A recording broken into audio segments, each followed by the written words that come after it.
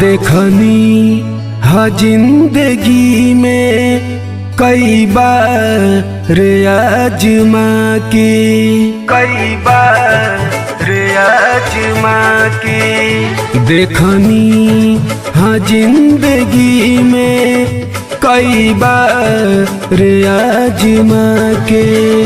देखनी हा जिंदगी में कई बार आजमा के।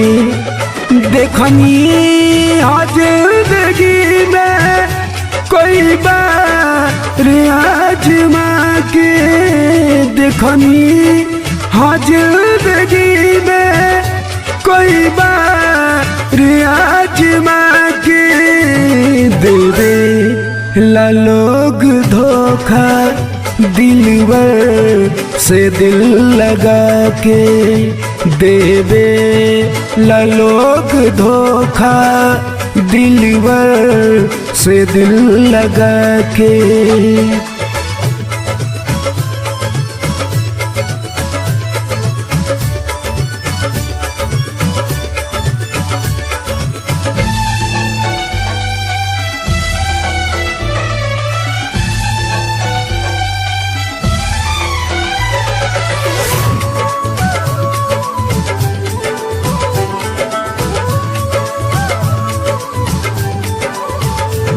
किस्मत में कांट बात हम फूल कैसे पाई, हम फूल कैसे पाई।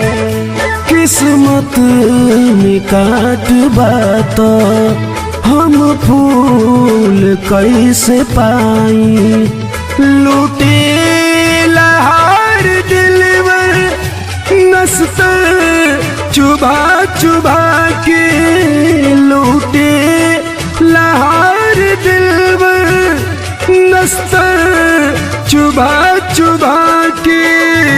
देवे ला लोग धोखा दिलवर से दिल लगा के। देखनी हाँ जिंदगी में कई बार आजमा के।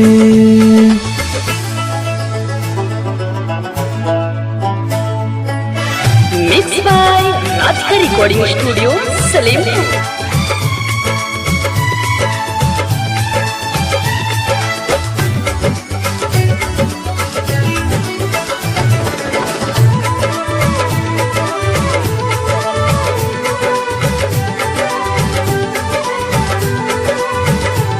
नैना के कोर भेजे चित चोर बनी के आइल, चित चोर बनी के आइल।